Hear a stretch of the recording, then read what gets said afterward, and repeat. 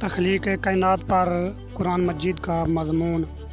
اللہ تعالیٰ جو پوری کائنات کا خالق و مالک ہے، کائنات کی تخلیق کا ذکر یوں کیا ہے کہ کائنات کی تخلیق سے پہلے میرا عرش پانی پر تھا، کائنات کی تخلیق سے پہلے زمین ایک نقطے میں بند تھی، بس اللہ تعالیٰ نے اس نقطے کو کھول دیا، اس نقطے سے پورا جہان تخلیق ہوا۔ قرآن مجید کی یہ دو آیتیں حامیم سجدہ آیت نمبر 11 اور انبیاء 30 کائنات کی تخلیق اور کائنات سے پہلے کے حالات بیان کرتی ہیں۔ السلام علیکم، منظور ڈسکوری چینل میں تخلیق کائنات کی 10ویں ویڈیو ساتھ میں ہوں منظور حسین۔ دوستو، اگر یہ ویڈیو آپ کو اچھی لگے تو اسے سبسکرائب، شیئر اور لائک کریں۔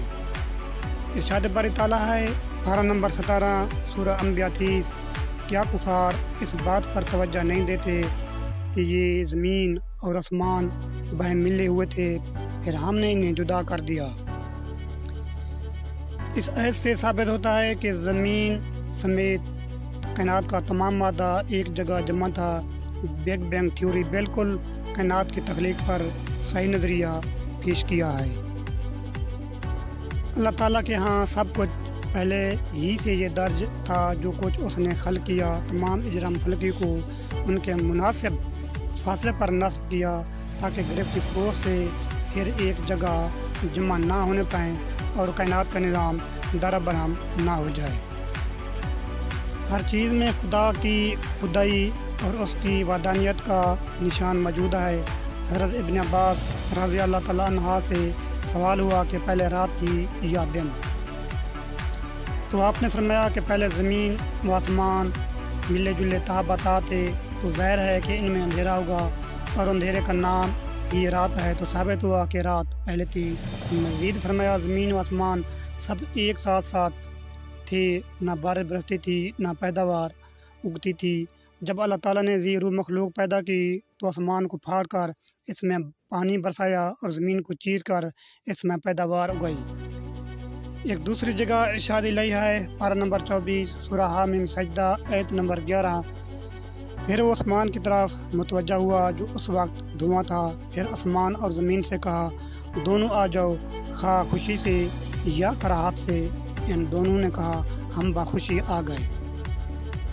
اللہ تعالیٰ نے ان دونوں سے کہا کہ یا تو میرے حکم کو مانو اور جو میں کہتا ہوں ہو جاؤ، خوشی سے یا نہ خوشی دونوں فرما برداری کے لیے تیار ہو گئے۔ عرض کیا ہم ماں اس تمام مخلوق کے جسے تو رچانے والا ہے تابع فرمان ہیں۔ امام بصری رحمۃ اللہ علیہ فرماتے ہیں کہ اگر آسمان و زمین اطاعت گزاری کا اقرار نہ کرتے تو انہیں سزا ہوتی جس کا احساس بھی انہیں ہوتا۔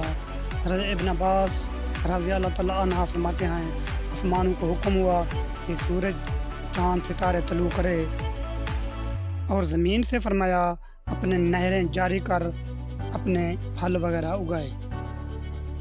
مگر حضرت علیہ السلام نے کائنات کی تخلیق پر یہ خطبہ دیا ہے۔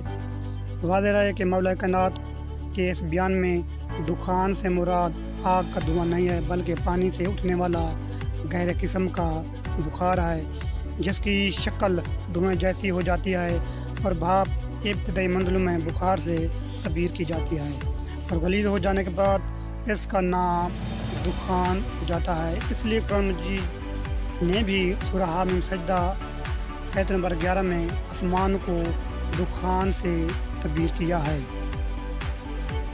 مزید فرمایا اس نے مخلوقات کو از غیب ایجاد کیا اور ان کی تخلیق کی ابتدا کی بغیر کسی فکر کے، بلانی کے اور بغیر کسی تجربے سے فائدہ اٹھائے ہوئے یا حرکت کی ایجاد کیے ہوئے یا نفس کے افکار کی الجھن میں پڑے ہوئے تمام اشیاء کو ان کے اوقات کے حوالے کر دیا اور پھر ان کے اختلافات میں تناسب پیدا کر دیا، سب کی طبیعتیں مقرر کر دیں اور پھر انہیں شکلیں عطا کر دیں۔ اسے یہ تمام باتیں ایجاد کے پہلے سے معلوم تھیں اور ان کی حدود اور ان کی انتہا کو خوب جانتا تھا۔ اسے ہر شے کے ذاتی اطراف کا بھی علم تھا اور اس کے ساتھ شامل ہونے والی اشیاء کا بھی علم تھا۔ اس کے بعد اس نے فضا کی وسعتیں اور اس کے اطراف و اکناف اور ہواؤں کے طبقات ایجاد کیے اور ان کے درمیان وہ پانی بہا دیا جس کی لہروں میں تلاطم تھا اور جس کی موجیں تابعتا تھیں، اور اس سے ایک تیز و تند ہوا کے کاندھوں پر لاد دیا اور پھر ہوا کو الٹنے پلٹنے اور روک پر رکنے کا حکم دیا اور اس کی حدود کو پانی کی حدود سے یوں ملا دیا کہ نیچے ہوا کی وسعتیں تھیں اور اوپر پانی کا تلاطم۔ اس کے بعد ایک اور ہوا ایجاد کی جس کی حرکت میں کوئی تولیدی صلاحیت نہیں تھی اور اسے مرکز پر روک کر اس کے جھونکوں کو تیز کر دیا اور اس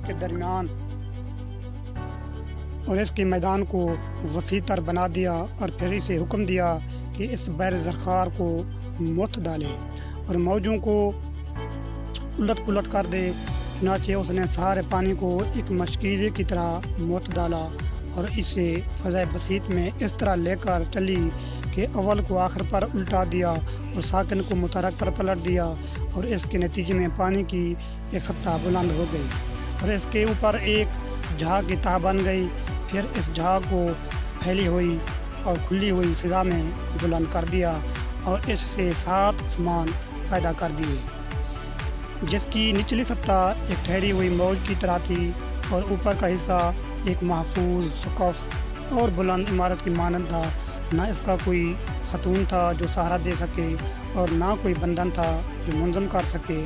پھر ان آسمانوں کو ستاروں کی زینت سے مزین کیا اور ان میں تابندہ نجوم کی روشنی پھیلا دی اور ان کے درمیان ایک صوفگن چراغ اور روشن مہتاب رواں کر دیا جس کی حرکت ایک گھومنے والے فلک اور ایک متحرک چھت اور جنبش کرنے والی تختی میں موجود۔ دوستو، ہماری نیکسٹ ویڈیو ہے کائنات کی تخلیق پر دنوں کی تعداد۔ تب تک کے لیے